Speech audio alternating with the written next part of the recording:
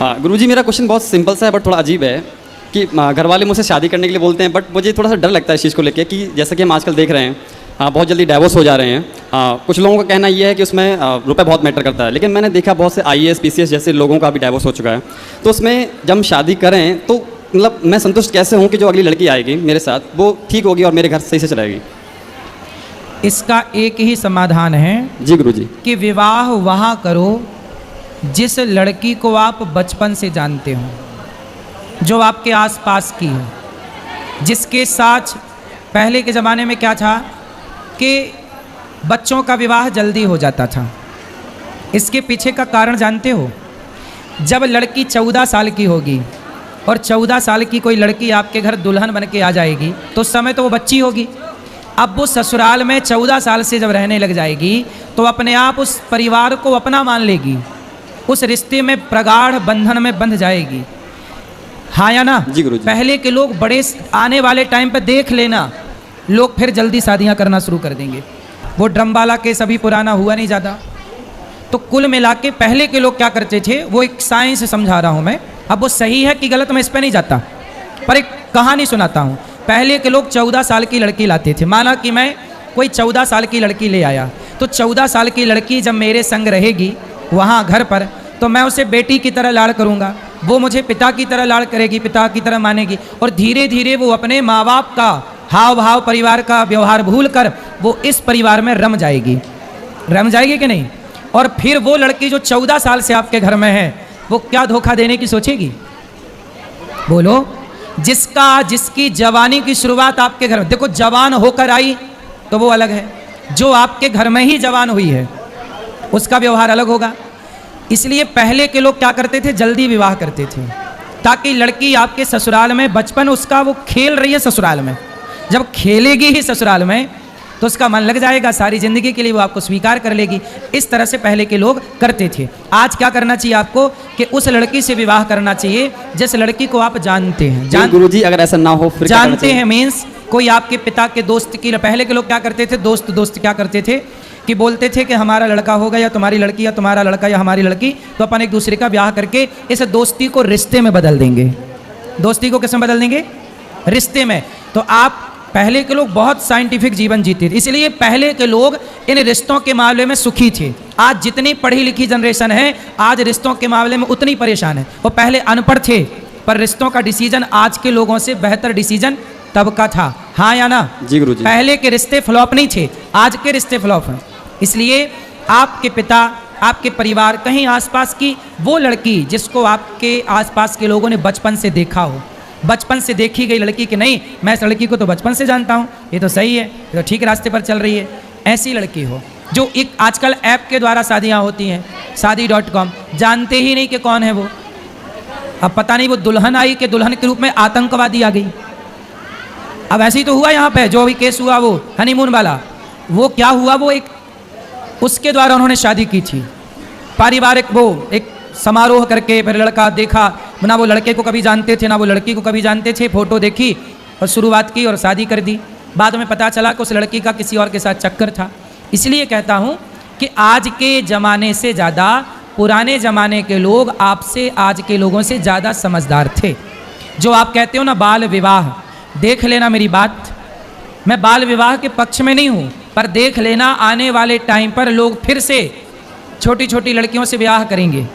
विवाह देखो, लड़का भी तो छोटा होगा, लड़की भी छोटी होगी, वो साथ में खेलेंगे और खेलते खेलते एक साथ बड़े होंगे।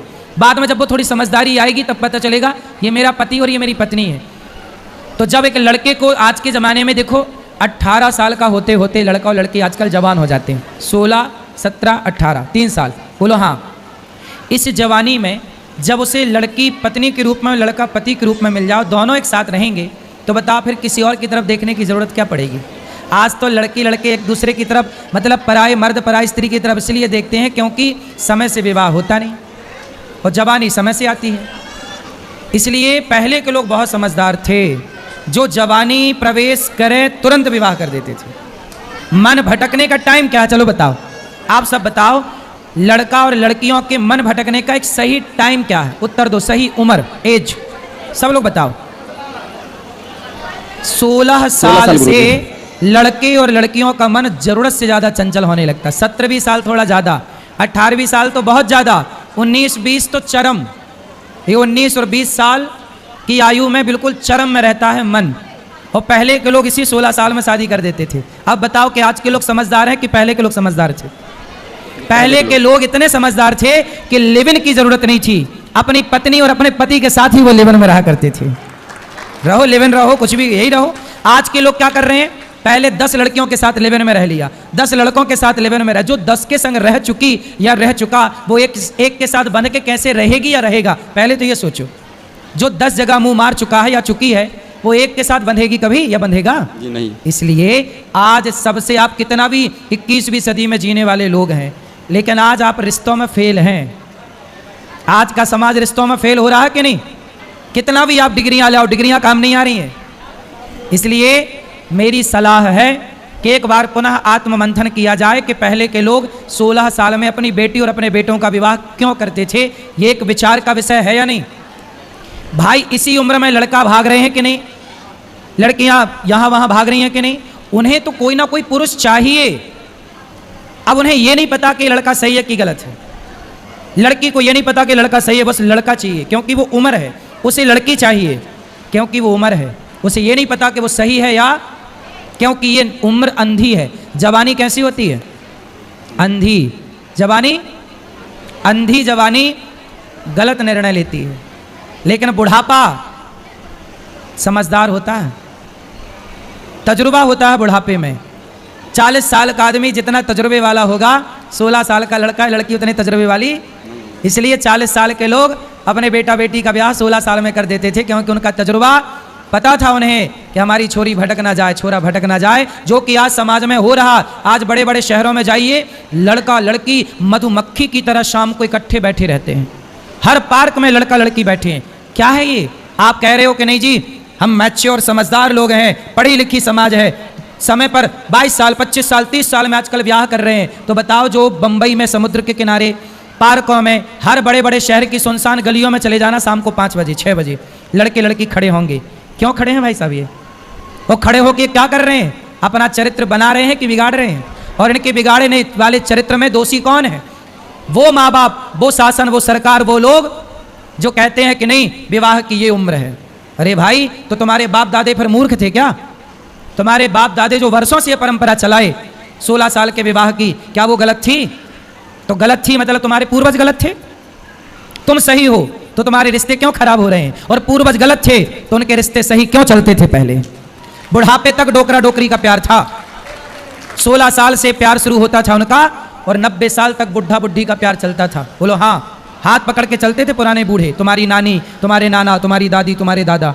क्या तुम्हारी नानी चरित्रहीन थी? क्या तुम्हारी दादी चरित्रहीन थी? लेकिन आज की लड़की उठाकर देखो बाजार में, कितने % लड़की साफ है और कितने % लड़कियां चरित्रहीन हैं। कितने % समाज का लड़का चरित्रवान है और कितने % समाज के लड़के चरित्रहीन हैं। आपको बताने की क्या जरूरत है? एक आकलन है, हिसाब लगाइएगा। राधे राधे गुरु जी। क्या समझ में आया? समझ में यही आया कि जैसा कि आपने बताया कि उसी लड़के से शादी करें जो जान पहचान की हो।